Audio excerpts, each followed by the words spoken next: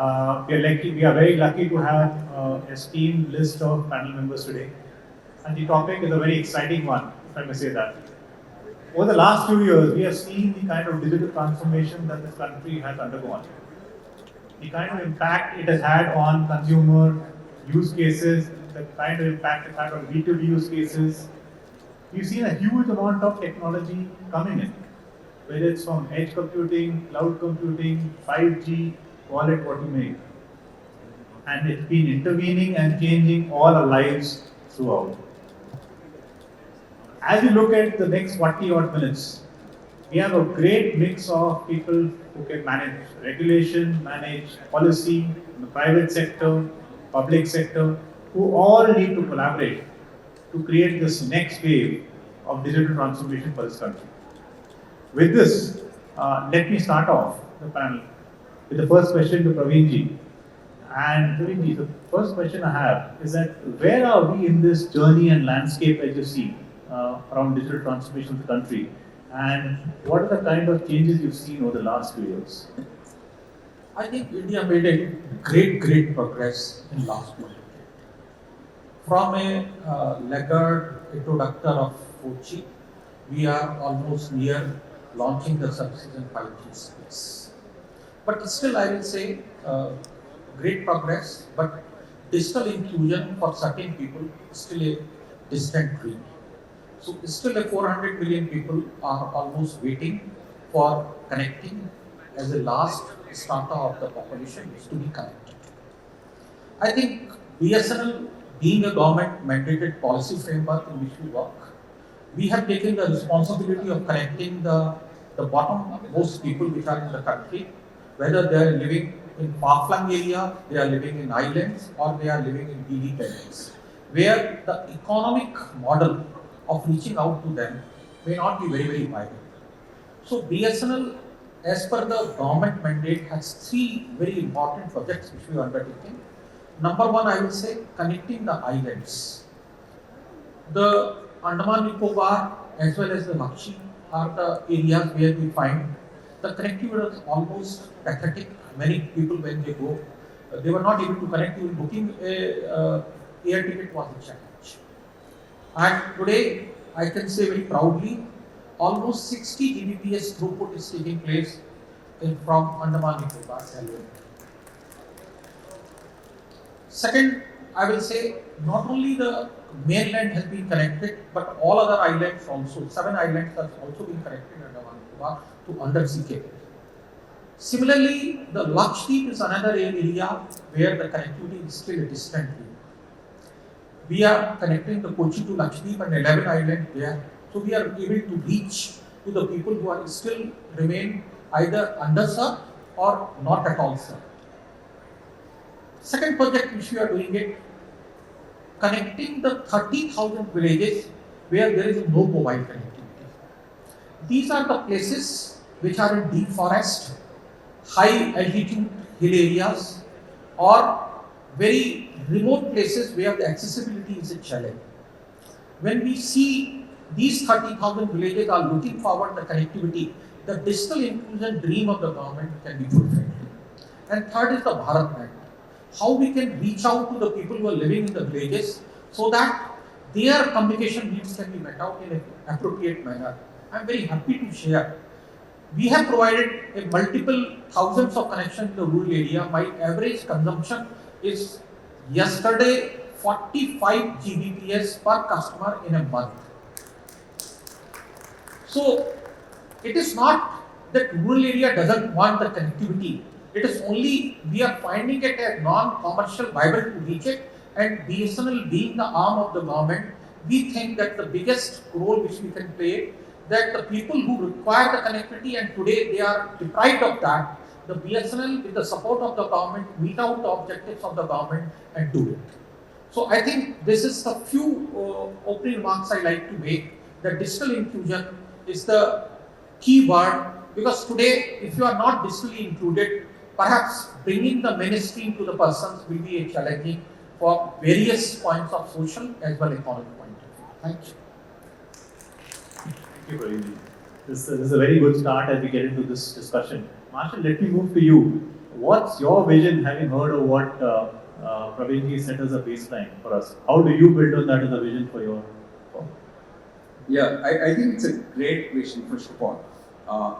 If you ask me in summary, we have leapfrog from a technology perspective.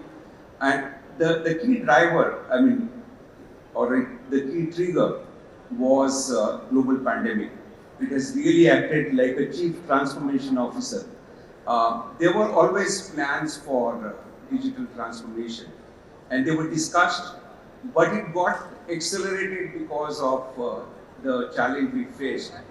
Everything overnight had to kind of be contactless, and the business had to run.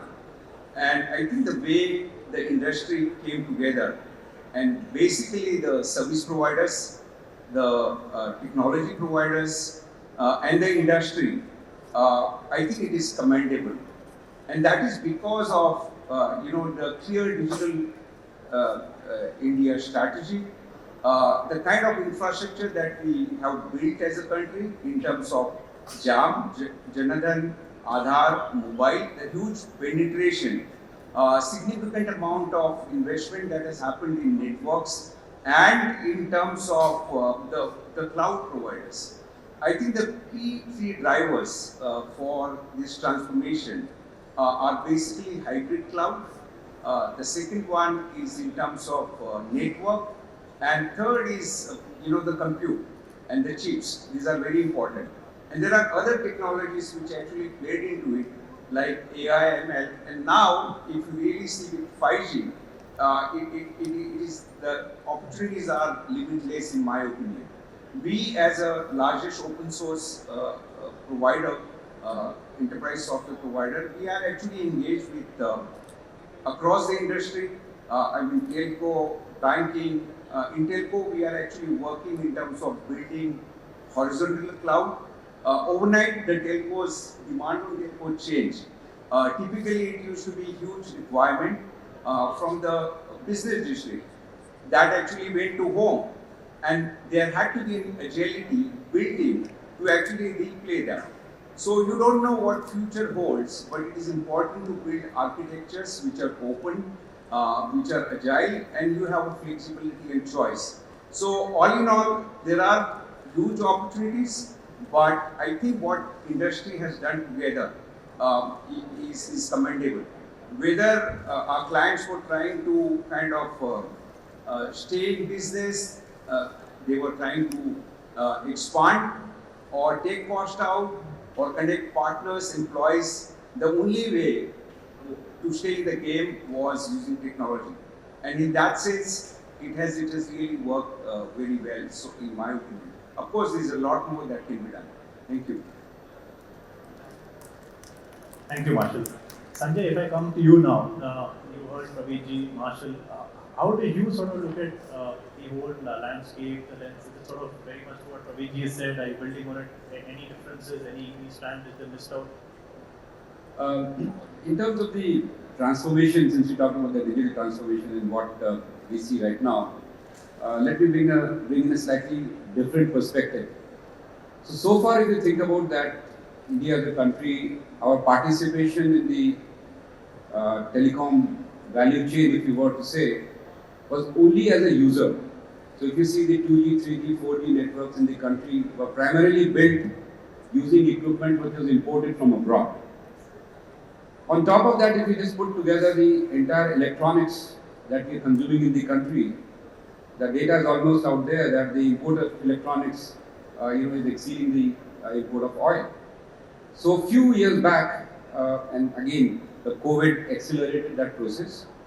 It became very clear that there is a business, strategic, and even from a competence level and urgency to accelerate the Atmanirbharta agenda for telecom equipment to start with, because among all the things that we use in the electronics value chain, telecom equipment is possibly the most impactful in terms of security implications, trust implications, and specifically when the data and usage of telecom network is not only going to every aspect of human being, but for a lot more of our lives, it becomes important that we become self-reliant.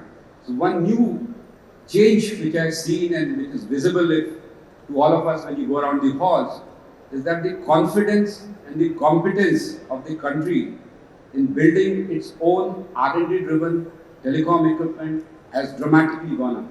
I think our Honorable Prime Minister said it in a very nice way, that when we build our 5G networks, we should not be importing, and when we do 6G, we should be exporting to the world, and we should become a telecom hub for the world. I think all of that is put in motion. We always had a lot of talent in the country.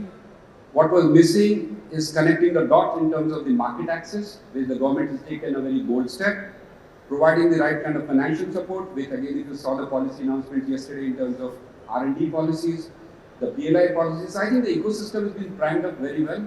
And as an entrepreneur who has seen this whole industry come up, I'm extremely confident that in the next 3 to 5 years, I have no doubt in my mind that India will be a global force and contributing to a much larger play in the digital universe as a contributor to technology, products, and as well as standards. So I'm very, very excited about the way forward here. Thank you. Thank you, Sanjay. And on this note of Atmanirbhar, Rakesh, over to you. You sort of, we've been talking since the morning and you talked about the rapid scale up you've seen over the last few years. So has the scale up been more rapid over the last 3 years? And if so, how has the whole policy and things sort of fallen in place for you? So, first of all, a different point of view, right? While there are a lot of incentives offered to the hardware side, I think government has to still kind of look at the software, right? If you look at the world, Microsoft is a software company, right? Facebook is a software company. We have to encourage so that software companies get a lot of incentives. It should not be a services-based organization. It should be a product-based, right? That is what I think we should look at and strive for. Even for that matter, even telecom networks, are pretty much becoming software rather than hardware, right? And that's why cloud and virtualization plays a big part, right? Hardware becomes a commodity, software is where all the intelligence is, and that's what the differentiation is. Harsha, I'd also like to talk about some of the use cases. I think from a digital economy, right, the fintech stack is well proven. I don't think so anyone here remembers when we last signed a check. At least I don't. It's been ages, right? And that's a big success. I do operate my US accounts as well. Believe me, it's a pain and a nightmare, right? Even though such an advanced economy. If you look at other use cases, we're actually working on smart factory solutions, providing operating efficiency, which is all about tracking, what the workers do. The other very interesting aspect which we are looking at is building a smart helmet where you get the biometrics of the worker, right? So it started from one of the factory workers who was on a crane. He had a heart attack, but the crane was supposed to be there for 2 hours. Once they got him down, they realized it's too late. So there, if you can kind of connect with him, get all his biometrics, it has a GPS, so there is a methane leak, you can geofence and so on. Then there are multiple other use cases on building management solution. So digital economy, starting from fintech, which has been a success, is actually all over us. Various use cases, and we can talk on and on about these use cases. Thank you, Rakesh. Tushar, how about some use case from your side? You're in a very different business, so would be keen to hear what you're saying. Okay, so before the getting on the use cases, let me see where do we exactly fit as an organization in the digital universe. So we facilitate communication for most of the organization who are customer facing. And in fact, I completely agree with my fellow panelist, Mr. Marshal, that during Corona, during the pandemic, actually it was a dire need of reaching customer at every step of their need, while they're placing an order, where they want to ensure where is my order right now, what's the status. So we basically are a cloud platform company which allow any consumer-facing organization to come up and integrate with our platform, which means that they want to reach our customer through any of their mode of communication channel, can be a SMS, can be a WhatsApp, voice, email, anything. Now, so what we were expecting to happen 5 years down, it actually happened during that during the pandemic, and a lot of interesting use cases actually came up during the period. From something happening in something in fintech, and somebody wants to understand what exactly happening to my transaction which I've done with an e-com company, where is my payment debited, credited, or anything relating to that. I'll give you a couple of very, very interesting use cases. During this period, a lot of the white goods manufacturer were facing challenges because one, their service centers were down. They don't know exactly how to cater to the increasing needs of problem being faced by consumers who were using the brand, who were using their appliances. So we were able to put up a platform for them and a bot for them, which allowed them to interact freely with a bot. And at certain stage, where it was required to hand over the communication to a live agent, we were able to do that. Now, it was crisis because most of the call centers were down that time. One, of course, mobility was restricted. Not many people were actually attending. I'll come to another very interesting subject after this. So, this bot helped them, register the inquiries. The users were updated regularly. When is the engineer visiting you? What all measures you need to take to ensure that the COVID protocols are taken care of. And then later, we in fact empowered most of the users, or rather the contact certain agents who were remotely working from the residences to actually take calls, receive these texts, respond to these texts while they were located remotely and they were working remotely from their places. So that's sort of, I hope that gives you a perspective. Thank you, Tushar. With this, I come back to you again. And while we go back again and continue on use cases, but around the investments in the space, I know the government has been investing a lot. What do you think are some of the big ticket items that for the next few years will have to be addressed to continue this journey that you've been planning on? Is there something that you specifically want to call out? I think as we move in 5G space, the fiberization and densification of network is required. There's still two challenges I will say. Number one, the right of way permission. A lot of improvement has taken place, but still the policies are not fully geared up for a large scale densification of network. So this is one area which I think a lot of work required to be done. And second is the cost driver in hiring the sites. Because ultimately what I see in the country, all operators are facing the cost side challenges unless until we have the very clear policy both from the government institution and as well as the private controlled spaces. When I talk about, I will say ports, airports, or the large dwelling units where the access has become a very monopolized kind of activity. Unless until we open up these two areas, the right of way, and when I talk about the right of way, the fibers has to be laid. The industry also has to work in a, I will say, collaborative manner as we have done on the tower side. This infrastructure cannot be built by one operator. And the policies of the state government, local agencies, the municipal corporation should not look at the telecom as a revenue stream. They should look at as a utility which is building the infrastructure to be utilized by the common people and will deliver and drive the economy in a bigger manner. As well as the dwelling unit and the airports, I'm seeing a lot of monopolization is taking place, the right of access. If the right of access is not democratized, then the pain of continuing the monopoly prices or the restriction of access will spoil the gain which we have done in the telecom sector. Thank you. Thank you, Praveen. Sanjay, coming over to you, while there are challenges and you keep working forward, any interesting use cases you want to share with the audience here, which you sort of really see changing the paradigm over the last few years? I think from an Indian perspective, if I look at the use cases which will be more relevant and more productive from an economic angle, I envisage should possibly come from rural India. Because from an urban India perspective, lot of the benefits of connectivity are already there. Yes, people will get a faster download speed on their mobile. Most of the homes already have a fiber to the home connection, so they're getting the speeds there. So in my mind, the semi-urban or the rural areas where the industry is located would be one area where a lot of the use cases which you're seeing around will be there, whether it's for manufacturing 4.0, efficiency of manufacturing, efficiency of operating ports, logistics, whatever. or specifically I feel where India will benefit and possibly actually invent use cases, or I would say invent, but productionize use cases which will be, blueprinted in the rest of the world, should come from rural India. My estimation is it could be most likely starting from education. There's a clear need to revolutionize education. The bandwidth requirement for education in the rural area is much larger than what is available today, what can be provided without technological interventions. Second use case definitely is related to agriculture. I think there's a lot of productivity gains which can be made.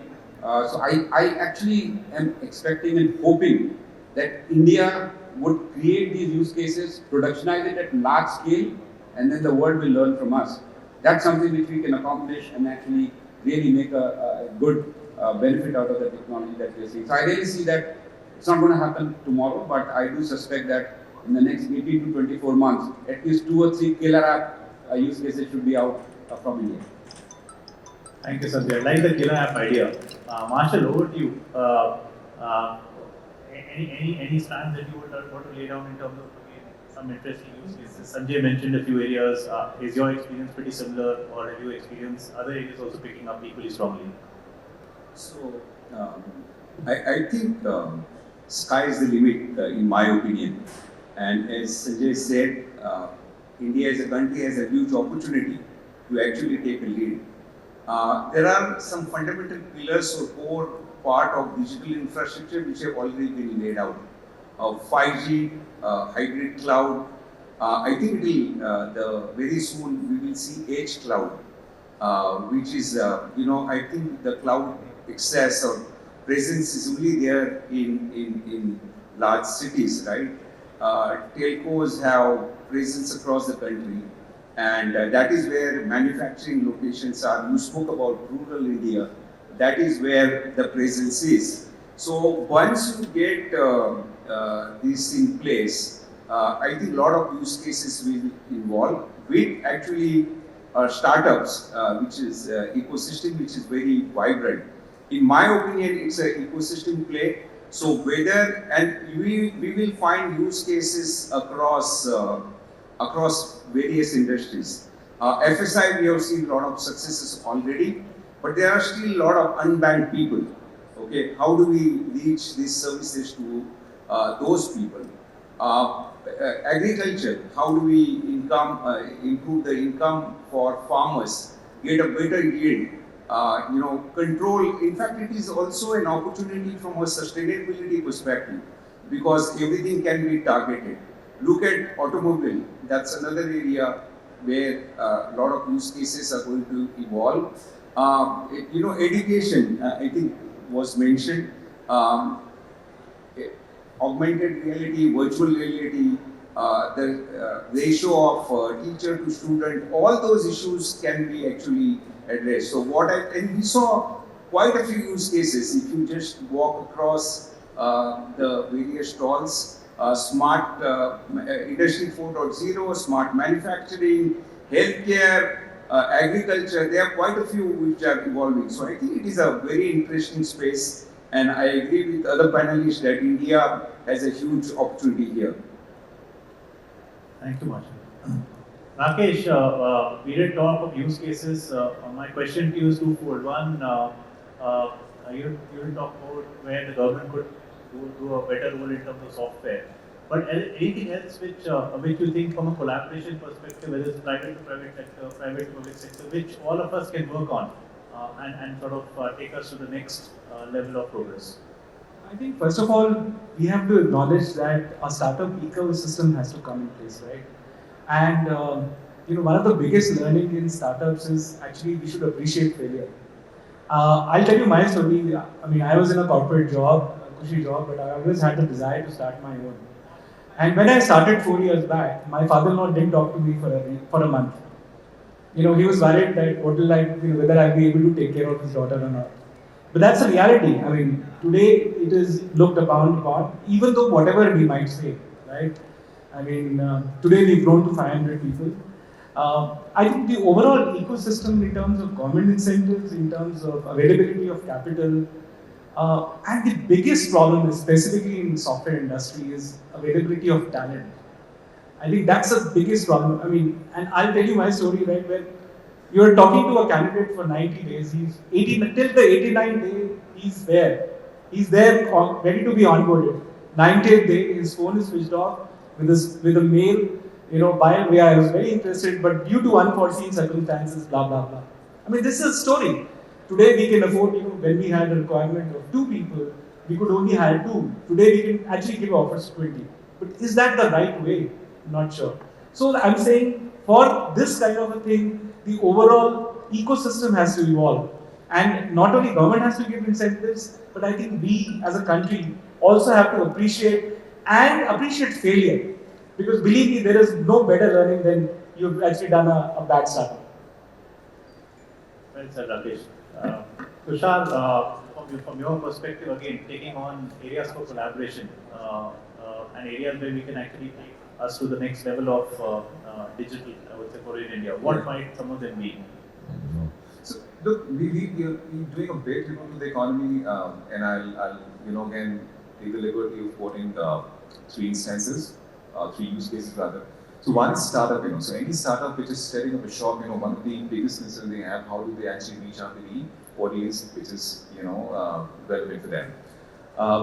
We, with a single API, and when I say a single API, with a single API, these startups can start reaching out and doing everything they intend to do through their CRM, through the databases for the end customers, and serve them in the way they want.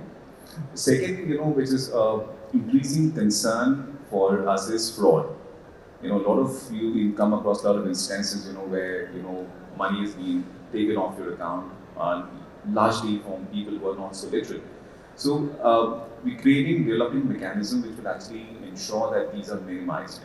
We have a product called mobile identity, which over a period will be able to identify any and give a trigger for any such test which is in process. So that's one thing which is very, very interesting. We're still working on it. Hopefully we'll be able to launch that in some time, and I'm sure that will contribute the welfare of people who are not so literate at this point in time. These are things which we are doing, which sort of I'm sure will help the economy. Thank you, Tushar. Raviji, back to you on looking at the future and what you heard the other panel members talking about. Do you think the general thinking around collaboration is right? Have you missed out some things which all of us could work on? I think telecom is moving away from a connectivity, it is more a solution. So customers are not looking at fact pipe alone, they are looking at a solution. And that solution no telecom player can provide on its own. You have to create partnership, collaboration from various people in various domain expertise in which they are. And as my friend says, the startups are playing a very, very important role. Unless until we involve the startups who are bringing new innovation, new thought process, and new use case, this real benefit of 5G or any of the technology will not come through. So clearly, when you go in the hall, this is a really very satisfying. Let me put it as a very proud country citizen that we used to see hardly 1 or 2 people who are in equipment manufacturing. 5G, every second install is a 5G innovator.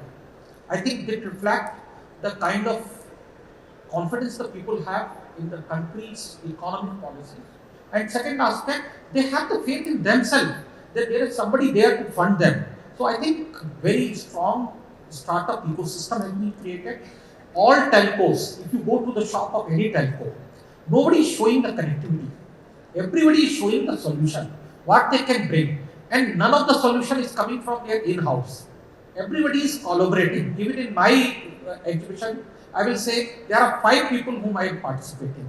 If you go Airtel, Jio or Voda, everybody is trying to bring more and more partners in their ecosystem. So I think goal is very, very clear for any telco. The days of plain vanilla connectivity is over. We are moving to broad, clear, I think path. Number one, it will be a network of networks. So there will be multiple networks which will be collaborating and coming on a single network. So private captive networks in the future, that's number one. You require the specialized knowledge of that particular industry or that particular area where you have to have a collaboration. Second is the use case will not come from in-house. You require a lot of partners and collaboration where the very, very strong, I will say, startup ecosystem in the country is coming handy to all of us to take the connectivity and usage and drive the consumption of data in a bigger manner. Fintech is one example. Every third person, if you look in the country, is working on fintech. And excellent, I will say, ease of business is being created. Aadhaar has given such a wonderful mechanism and platform to work upon. I think 5G will add on to that. And similar kind of solutions will come which will drive the consumption, and it will be only in partnership mode. There cannot be on a standalone mode. The days of acting I will say in isolation are over. We have to work only in only one way. Let's take more and more people with you so that the whole digital journey become more inclusive. Very well said on, yeah, I would call it ecosystem or ecosystems. Somehow you said that. Sanjay, your views, how is your company also? You also experiencing a similar one. You had to sort of learn from the young men, also keep building forward. Absolutely. In fact, the way I see things happening in terms of the ecosystem coming up, there are multiple aspects of the ecosystem coming up. Rakesh talked about the software differentiation. So really, the software has been India's differentiator from a DNA perspective. But the hardware platform, the innovation of hardware plus software is an edge that we can create. If you think about what China did 25 years back, they were the factory of the world and they used the hardware ecosystem to create software. We have a 25-year lead on the software ecosystem and we can collaborate with hardware. So I see a marriage of software and hardware ecosystem coming as number one. Number two, telecom and IT services were two different domains. They are merging. As Purwar said that you need a solution. Nobody wants to buy a 5G connection. You need a 5G connectivity solution. So I think the fact that India again has a 25-year head start in the world in terms of being the IT solution powerhouse, combined with the network, and combined with the third domain which India is very rich at, which is problems. We have the highest amount of problems to solve in the world. We are rich on that. So I think when the entrepreneurs go after those problems, solve those problems, use the IT infrastructure, use the networking infrastructure, use the hardware and software at that whole level, and then you put this ecosystem together, you will be challenged to find that, which other country in the world would be rich in all those aspects. So I think it's a great opportunity for us to collaborate and innovate, and we in the industry feel quite excited about it. Thank you, Rakesh. Thank you, Sanjay. Rakesh, coming to you, given software, you must be sort of getting the feel that everyone sort of is pushing towards your side. Now, how is it making you feel after having all the panelists sort of cheering for you? It's good to be on the driver's seat. But jokes apart, I think Sanjay is absolutely right. It's a hardware-software combination, right? I mean, the whole idea is that the software would sit on general-purpose hardware, right? I mean, that is how the technology is going to evolve. I'll also try to take a minute about some of the newer killer apps, right? We've been talking about killer apps. So I don't know what the killer app is, but I think it is going to be all around video, right? So they say necessity is the mother of invention, right? So during the pandemic, I mean, while we had used all these Zooms and Teams of the world, but I think the usage, right, and it has gone down to the grassroots level as well, right? My mother also uses, one of these apps, right? So to connect with her, she hadn't met her relatives for 2 years. So it has gone down. Education sector, suddenly you had kids, sitting from home. My son actually never went to college for 2 years, right? So, but then there was a need for an online proctoring solution, right? You can give exams at the comfort of your home, but at the same time make sure kids don't cheat, right? So that's another innovation. As we move on, right, I think security and surveillance, right, I think that's a big part, right? Security, surveillance in all the areas. I think that's, so I don't know what that killer app is going to be future, but it is all going to be around video. That is where it is. Thank you, Rakesh. Marshal, your views, killer apps, ecosystems, Atmanirbhar, anything to add on?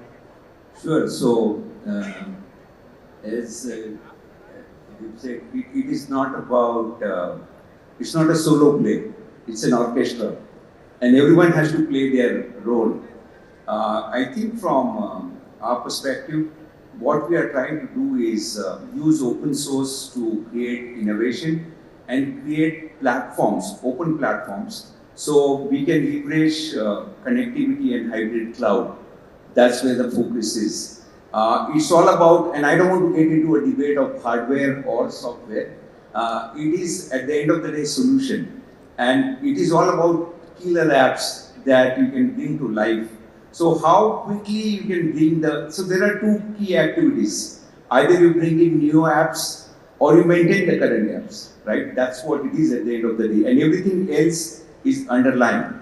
So where we are focusing on is actually the platforms, okay? And building application development platform, which actually you can work wherever, whichever cloud you want to work, public, private, whichever way, so that you can actually future-proof your architecture. And the ecosystem has a role like startup, application providers, system integrators, OEMs, hyperscalers, service providers. So as I said, everyone has a role to play. And finally, I think today we have reached to a situation where what government is trying to do in terms of improve citizen services or make sure that there is a revenue enhancement, or what corporations are trying to do in terms of creating a stakeholder value, whether it's top line, bottom line, risk mitigation, etc., or the reach to market or differentiating in the market. It's a matter of how quickly you can bring those applications. I think the ecosystem is laid out.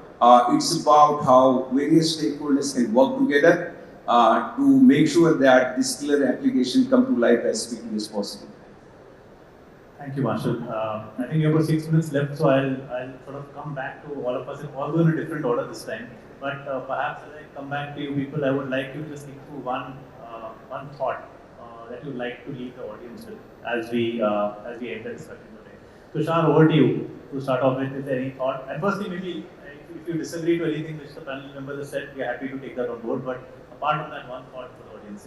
So one, we're just talking about applications and how they are actually cluttering the handsets.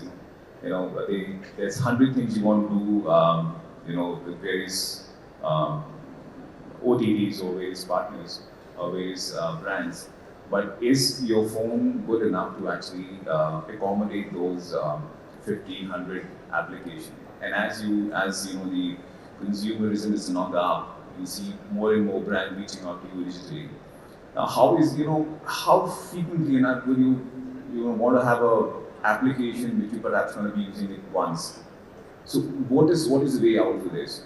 Now you have a lot of OTT chats which are coming up with something very, very interesting, and we're partnering with them. In a manner that if, let's say tomorrow you want to purchase something of a white good company or an electronic company, you just have to go to search and put the brand name over there.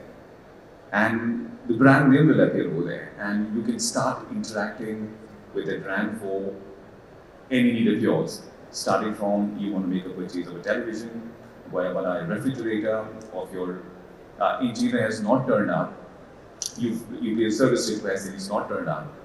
So all this can be now centralized through OTT app or perhaps through a master application which will carry all these brands behind them. So this is one interesting space which we're working on. We're very hopeful that we'll be able to put something together for you guys. Second is, we want to be a key contributor to the growth of smart city and IoT.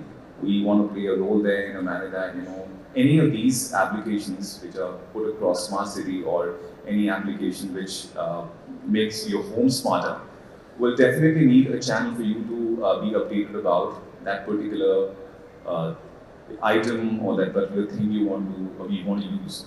And that's precisely where our platform will come and play, and will keep you updated exactly what's going on with that particular equipment that's making your home smart, or that element of the smart city which actually help you in your movements. So that's the bit from me. Thank you, Tushar. Rakesh, coming to you, if the topic steering India in the new digital universe. Again, one thought, audience, that you like to sort of end today with. See, one thought for sure it is going to be a digital world, right? No matter what amount of digital detox we talk about, right? One day I'm not touch my mobiles. That's not possible. I think from an Indian perspective, and while all of us in the metros use it, I think the vernacular languages is going to play an important part in the digital world, right? So I think everything and anything, going to the grassroots is going to be a big thing. Drones and using technology, right, like for agri, right? There's a couple of use cases which I saw, right? Before the pest eats up your crop, you can actually do a pest control, and that's only possible with drones. So these are some of the innovations which are to go down to the rural level, and that's an important aspect. But summing it up, I think digital world is there for us to stay, and we have to imbibe it rather than run away from it. Wonderfully said, Rakesh. Marshal, from you, that one thought for the audience. Yeah, I think the founding pillars are laid out now, okay, in terms of cloud infrastructure, in terms of connectivity, age. I think it is important that the right architecture is adopted. Open hybrid cloud, in my opinion, is the way to go. And it's all about use cases. How do we bring in new application which actually works across the industry and makes real difference, no matter which vertical it is, whether it is agriculture, and at a grassroots level, the technology should be able to make the difference, and that is the opportunity for us. Thank you, Marshal. Sanjay? I think we're in a start of a very exciting phase in terms of our journey now, where there's new technology in the form of 5G. There's a whole new energy in terms of Atmanirbharta, in terms of our own equipment, our own software, hardware products, applications, apps, use cases. So I think the whole ecosystem approach that is being taken by the industry and the government, the kind of opportunity which is unique to India, which can be replicated around the world, I think this would possibly be marked as a landmark stage of this new stage of our journey, where we are contributing in multiple dimensions rather than just being a consumer of technology from the rest of the world. So that's what I'm excited about. Sanjay. Praveenji? I think 2 points which I like to say. A lot of entrepreneurial startups are here in the room. If you look at the majority of applications are directed toward the problem solving of urban middle class. Still a large section of the people are away where their problems are being solved by the startups. So lot of areas are there, new areas are there. Please look into that and solve the problems, because beyond urban middle class also, there is a big opportunities are waiting for being solved. And number 2, I will say for the operators very clearly that connectivity has to be robust. It should be meeting the needs of the people. At the same time, it should be digitally inclusive to all sections of society and all geographies in the country. Thank you, Praveenji. And thank you to all the audience for listening us through, and thank you to all the panel members. I think we learned a lot. In summary, I would say the platform is set, the sky is the limit. And thanks once again to all the panel members. You made my life very, very easy, and I'm sure the audience enjoyed interacting with you. Thank you very much.